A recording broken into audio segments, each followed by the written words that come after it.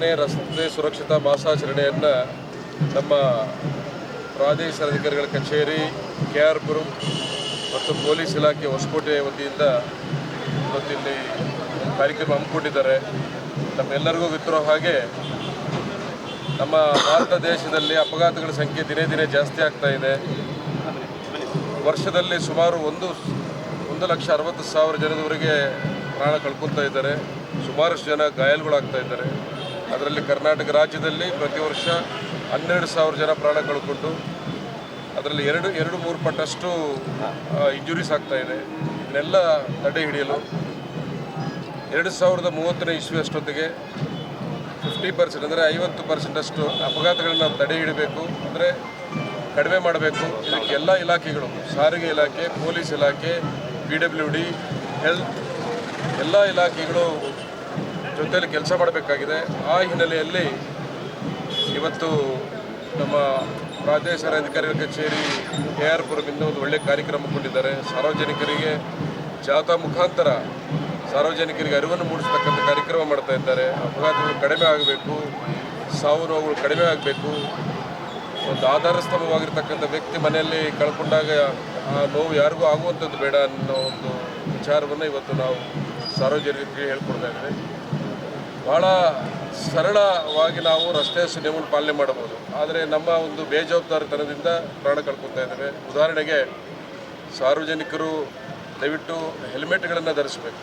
ಬೆಂಗಳೂರು ನಗರ ವ್ಯಾಪ್ತಿ ಬಿಟ್ಟು ಆಚೆ ಬಂದ ಕೂಡಲೇ ಯಾರೂ ಕೂಡ ಹೆಲ್ಮೆಟ್ ಧರಿಸ್ತಾ ಇಲ್ಲ, ಸೀಟ್ ಬೆಲ್ಟ್ ಹಾಕ್ತಾ ಇಲ್ಲ, ಮೊಬೈಲ್ಗಳನ್ನು ಬಳಸ್ತಾ ಇದ್ದಾರೆ ಡ್ರೈವ್ ಮಾಡಿದ ಸಂದರ್ಭದಲ್ಲಿ.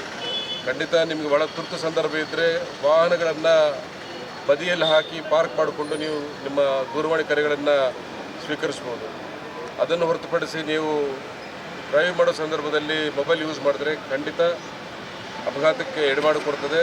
ಅದೇ ರೀತಿ ಮೊನ್ನೆ ತಾನೇ ನೋಡಿದ್ವಿ, ಅಂದರೆ ನಿನ್ನೆ ರಾತ್ರಿ ಬನ್ನೇರುಘಟ್ಟ ರಸ್ತೆಯಲ್ಲಿ ಕುಡಿದು ಡ್ರೈವ್ ಮಾಡಿ 2 ಯುವಕರು ಕಾರಲ್ಲಿ ಸ್ಪಾಟಲ್ಲಿ ಪ್ರಾಣ ಕಳ್ಕೊಂಡ್ರು. ಈ ರೀತಿ ಹಲವಾರು ನಿದರ್ಶನಗಳಿದ್ದಾವೆ ಅಪಘಾತಗಳಾಗ್ತಕ್ಕ.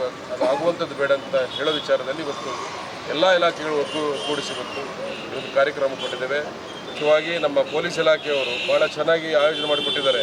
ಅವ್ರಿಗೆ ಇಲಾಖೆ ವತಿಯಿಂದ ಧನ್ಯವಾದಗಳನ್ನು ತಿಳಿಸ್ತೇನೆ. ಸರ್, ಈಗ ಆಟೋಗಳಲ್ಲಿ ಮತ್ತು ಶಾಲಾ ವಾಹನಗಳಲ್ಲಿ ಸಿಕ್ಕಾಪಟ್ಟೆ ಮಕ್ಕಳನ್ನ ಕುರಿಗೆ ತುಂಬ್ಕೊಂಡು ಹೋಗ್ತಾ ಇದ್ದಾರೆ. ಇದಕ್ಕೇನಾದರೂ ಕಡಿವಾಣ ಆಗ್ತದೆ ಅನ್ನೋದ್ರ ಸಾಧ್ಯತೆ ಇದೆ? ಖಂಡಿತ. ಈಗ ಇಲಾಖೆ ಸ್ಕೂಲ್ ಕ್ಯಾಬ್ ಸ್ಕೀಮ್ ಅನ್ನೋ ಒಂದು ಹೊಸ ಸ್ಕೀಮನ್ನು ತಂದಿದೆ.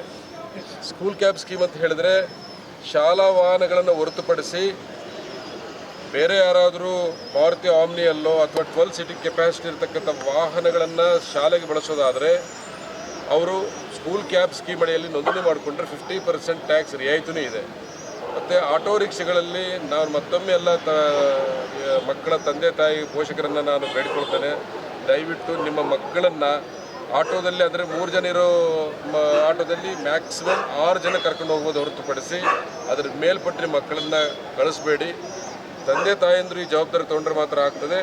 ಅದೇ ರೀತಿ ಶಾಲೆಗಳ ಮೇಲೆ ಹೆಚ್ಚಿನ ಜವಾಬ್ದಾರಿ ಇದೆ. ಶಾಲೆಗಳು ಇದನ್ನು ಯೋಚನೆ ಮಾಡಬೇಕಾಗ್ತದೆ. ನಮ್ಮ ಶಾಲೆಗೆ ಬರ್ತಕ್ಕಂಥ ಆಟೋ ವಾಹನಗಳಲ್ಲಿ ಎಷ್ಟು ಜನ ಮಕ್ಕಳು ಬರ್ತಾರೆ ಅಂತೇಳಿ ಅವ್ರಿಗೆ ಹೇಳಬೇಕು. ಪೇರೆಂಟ್ಸ್ ಟೀಚರ್ಸ್ ಮೀಟಿಂಗಲ್ಲಿ ತಿಳಿಸ್ಬೇಕು, ದಯವಿಟ್ಟು ನಿಮ್ಮ ಮಕ್ಕಳನ್ನು ಈ ರೀತಿ 10-12 ಜನ 14-15 ಜನ ಮಕ್ಕಳನ್ನು ಆಟೋಗಳನ್ನು ತುಂಬಿಸುವಂಥದ್ದು ಬೇಡ. ಅವರಿಗೆ ಪ್ರಾಣದ ಅಪಾಯ ಇರ್ತದೆ. ಹಾಗಾಗಿ ಇಲಾಖೆಯೂ ಈ ಒಂದು ಸಂದರ್ಭದಲ್ಲಿ, ಮಾಸಾಚರಣೆ ಸಂದರ್ಭದಲ್ಲಿ ಈ ಒಂದು ಕಾರ್ಯಕ್ರಮ ಹಾಕ್ಕೊಡ್ತಾರೆ. ಶಾಲೆಗಳಿಗೆ ಮಾಹಿತಿ ಕೊಡ್ತಾರೆ, ಪೇರೆಂಟ್ಸ್ಗೆ ಮಾಹಿತಿ ಕೊಡ್ತಾರೆ. ಈ ಮಾಹಿತಿ ಕೊಡಲಿಕ್ಕೆ ಇವತ್ತು ನಾವು ಈ ಒಂದು ಜಾಥಾವನ್ನು ಆಯೋಜಿಸಿದ್ದೇವೆ. 36ನೇ ರಾಷ್ಟ್ರೀಯ ರಸ್ತೆ ಸುರಕ್ಷತಾ ಮಾಸಾಚರಣೆ 2025ರ ಅಂಗವಾಗಿ ಈ ದಿನ ನಮ್ಮ ಹೊಸಕೋಟೆ ತಾಲೂಕಿನಲ್ಲಿ ಸಾರಿಗೆ ಇಲಾಖೆ ಹಾಗೂ ಪೊಲೀಸ್ ಇಲಾಖೆ ಇವರ ಒಂದು ಸಂಯುಕ್ತ ಆಶ್ರಯದಲ್ಲಿ ಸಾರ್ವಜನಿಕರಿಗೆ ಮತ್ತು ಈ ರಸ್ತೆಯನ್ನು ಬಳಕೆ ಮಾಡ್ತಾ ಇರ್ತಕ್ಕಂಥ ಪ್ರತಿಯೊಬ್ಬರಿಗೂ ಈ ರಸ್ತೆ ಸುರಕ್ಷತೆ ಬಗ್ಗೆ ಒಂದು ಜಾಗೃತಿ ಮೂಡಿಸ್ತಕ್ಕಂಥ ಒಂದು ಕಾರ್ಯಕ್ರಮವನ್ನು ಹಮ್ಮಿಕೊಂಡಿದ್ವಿ. ಈ ಒಂದು ಹಮ್ಮಿಕೊಂಡಿರ್ತಕ್ಕಂಥ ಕಾರ್ಯಕ್ರಮ ಯಾವ ರೀತಿ ಇದೆ ಅಂತ ಹೇಳಿದ್ರೆ ಕಾಲ್ನಡಿಗೆ ಜಾಥಾ. ಇದಕ್ಕೆ ನಮಗೆ ನಮ್ಮ ಕ್ಷೇತ್ರ ಶಿಕ್ಷಣಾಧಿಕಾರಿಗಳ ಕಚೇರಿ ಕಡೆಯಿಂದ ಬಾಯ್ಸ್ ಸ್ಕೂಲ್ ಹೊಸಕೋಟೆ ಹಾಗೂ ವಿವೇಕಾನಂದ ಸ್ಕೂಲ್ ವತಿಯಿಂದ ಸುಮಾರು ಜನ ವಿದ್ಯಾರ್ಥಿಗಳು ಈ ಒಂದು ಕಾರ್ಯಕ್ರಮದಲ್ಲಿ ಪಾಲ್ಗೊಂಡು, ಹಾಗೂ ಅದೇ ರೀತಿ ನಮ್ಮ ತರಬೇತಿ ಶಾಲೆಗಳ ಒಕ್ಕೂಟ, ತರಬೇತಿ ಶಾಲೆಯವರು, ಆಟೋ ಚಾಲಕ ಸಂಘದವರು, ಮ್ಯಾಕ್ಸಿ ಕ್ಯಾಬ್ ಅಸೋಸಿಯೇಷನ್ ಅವರು, ಗೂಡ್ಸ್ ವಾಹನ ಅಸೋಸಿಯೇಷನ್ ಅವರು, ಈ ರೀತಿ ಸುಮಾರು ಚಾಲಕರುಗಳು, ಸಾರ್ವಜನಿಕರುಗಳು ಈ ಒಂದು ಕಾರ್ಯಕ್ರಮದಲ್ಲಿ ಭಾಗವಹಿಸಿ ಎಲ್ಲರ ಒಂದು ಉದ್ದೇಶ ಏನಪ್ಪ ಅಂತ ಹೇಳಿದ್ರೆ ಈ ರಸ್ತೆಯಲ್ಲಿ ಆಗ್ತಾ ಇರ್ತಕ್ಕಂಥ ಒಂದು ಅಪಘಾತಗಳನ್ನು ಕಡಿಮೆ ಮಾಡಬೇಕು, ಜನರಲ್ಲಿ ಅದರ ಒಂದು ರಸ್ತೆ ಸುರಕ್ಷತೆ ಬಗ್ಗೆ ಅರಿವು ಮೂಡಿಸಬೇಕು. ಎಷ್ಟೋ ಜನ ನಮ್ಮವರು ಹೆಲ್ಮೆಟ್ ಇಲ್ದಿರ ಓಡಿಸ್ತಕ್ಕಂಥ ಒಂದು ಕೆಟ್ಟ ಒಂದು ಪರಿಸ್ಥಿತಿಯಲ್ಲಿ ಈ ಒಂದು ಚಾಲನೆಯನ್ನು ಮಾಡ್ತಾ ಇದ್ದಾರೆ. ಅದು ಎಷ್ಟು ಮಟ್ಟಿಗೆ ಸರಿ ಅನ್ನೋದು ಅವ್ರಿಗೆ ಅದರ ಒಂದು ಅನುಭವ ಪರಿಣಾಮ ಬಿದ್ದ ಮೇಲೆ ಗೊತ್ತಾಗುತ್ತೆ. ಆದ ಕಾರಣ ಜನರಲ್ಲಿ ಒಂದು ದೊಡ್ಡ ಮಟ್ಟದಲ್ಲಿ ಎಲ್ಲರಿಗೂ ಅರಿವು ಮೂಡಿಸಬೇಕು ಅನ್ನೋದು ಒಳ್ಳೆಯ ಒಂದು ಸದುದ್ದೇಶದಿಂದ ಈ ರೀತಿ ಒಂದು ಉತ್ತಮವಾಗಿ ಕಾರ್ಯಕ್ರಮ ಮಾಡಬೇಕು ಅಂತ ಸುಮಾರು ಒಂದು ವಾರದಿಂದ ನಾವು ಪೊಲೀಸ್ ಇಲಾಖೆಯಿಂದ ನಮ್ಮ ಶ್ರೀಕಂಠೇಶ್ ಸರ್ ಅವರು, DYSP ಸಾಹೇಬರು, ಸಾರಿಗೆ ಇಲಾಖೆ, ಕೇರ್ಪುರಂ ಕಚೇರಿ ಎಲ್ಲ ಸಿಬ್ಬಂದಿಗಳು ಸುಮಾರು ಒಂದು ಹಾರ್ಡ್ ವರ್ಕ್ ಮಾಡಿ ಸುಮಾರು ಜನಗಳು ಸೇರಿ ಒಂದು ಅದ್ದೂರಿಯಾಗಿ ಒಂದು ಯಶಸ್ವಿ ಆಗಲಿಕ್ಕೆ ಒಂದು ಕಾರ್ಯಕ್ರಮ ನೆರವೇರಿಸಿಕೊಟ್ಟಿದ್ದಾರೆ. ಹಾಗೂ ತಾವೆಲ್ಲರೂ ಬಂದು ಈ ಕಾರ್ಯಕ್ರಮವನ್ನು ಇನ್ನೂ ಹೆಚ್ಚಿನ ರೀತಿಯಲ್ಲಿ ಎಲ್ಲ ಜನರಿಗೂ ಒಂದು ಸೋಷಿಯಲ್ ಮೀಡಿಯಾದಲ್ಲಾಗಿರ್ಬೋದು, ಪತ್ರಿಕಾ ಮಾಧ್ಯಮದ ಮುಖಾಂತರ ಆಗಿರ್ಬೋದು, TV ಮುಖಾಂತರ ಮಾಧ್ಯಮದ ಮುಖಾಂತರ ಆಗಿರ್ಬೋದು, ಈ ಸಂದೇಶವನ್ನು ಎಲ್ಲರಿಗೂ ತಲುಪಿಸಿ ಒಳ್ಳೆಯ ರೀತಿಯಲ್ಲಿ ಸುರಕ್ಷತೆಗೆ ತಾವೆಲ್ಲರೂ ಕೈ ಜೋಡಿಸಬೇಕು ಅಂತೇಳಿ ತಮ್ಮೆಲ್ಲರ ಹತ್ರ ಮನವಿ ಮಾಡ್ತಾ ಇದ್ದೀನಿ.